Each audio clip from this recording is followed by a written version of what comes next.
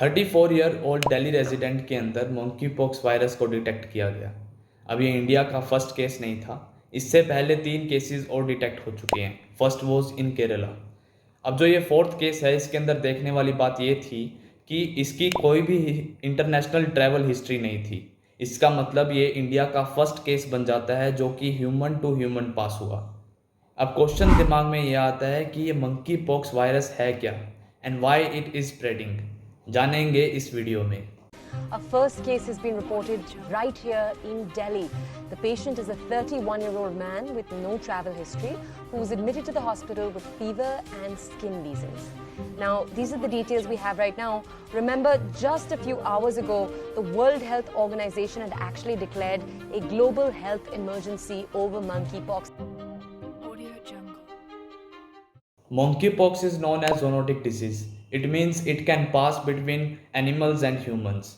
अब monkey pox को पहली बार आइडेंटिफाई 1958 में डेनमार्क के एक लैब के अंदर किया गया था और इंटरेस्टिंगली जो लैब का नाम है वो मंकी है, तो इसी वजह से इस वायरस को मंकी पॉक्स कहते हैं। अब इसका ये मतलब नहीं है कि इसका जो कैरियर है वो मंकी है, इसका जो मेन कैरियर है वो रोडेंट्स हैं। इसका मतलब रैट्स एंड स्क्विरल्स हैं जो वो इस वायरस को स्प्रेड कर रहे हैं।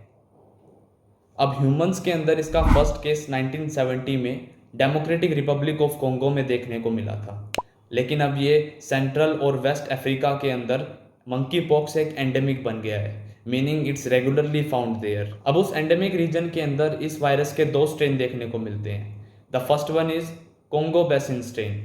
ये ज़्यादा खतरनाक है और इसका जो मोर्टेलिटी रेट है वो अप टू 11% तक पहुंच चुका है। And the second one is the West Africa strain. ये इतना ज़्यादा खतरनाक नहीं है और इसका जो मोर्टेलिटी रेट है वो अप टू 1% तक है। अब मंकी पॉक्स को इन एंडेमिक रीजन से बाहर भी देखा जा चुका है। 2003 यूएस के अंदर एक आउटब्रेक हुआ जिसके अंदर काफ़ी सारे केसेस हमें देखने को मिले इस वायरस के। अब देखने वाली बात यह है कि ये वायरस, जैसे कि मैंने आपको पहले बताया, ये एनिमल्स और ह्यूमंस के बीच में ट्रांसफ़र होता है। इसका मतलब ये जोनोटिक डिजीज़ है, लेकिन अब इसके केसेस हैं जो ह्यूमन टू ह्यूमन ट्रांसफ़र के भी आ रहे हैं। It generally requires close physical contact and also by contaminated materials like bedsheet and towels, और respiratory droplets भी इसके spread होने में मदद करती हैं। लेकिन एक good news भी है that monkeypox is spreading but not as fast as COVID-19. According to WHO, the new monkeypox cases reported have mainly been among men who have sex with men. But, and this is important, the common denominator there is close contact, not sexual orientation. So now what about the vaccines?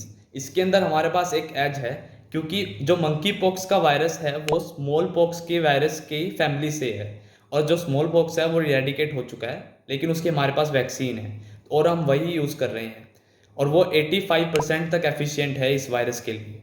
So that is it for the video. I hope ये आपको informative लगी होगी and I will meet in the next one. तब तक के लिए good bye, जय हिंद।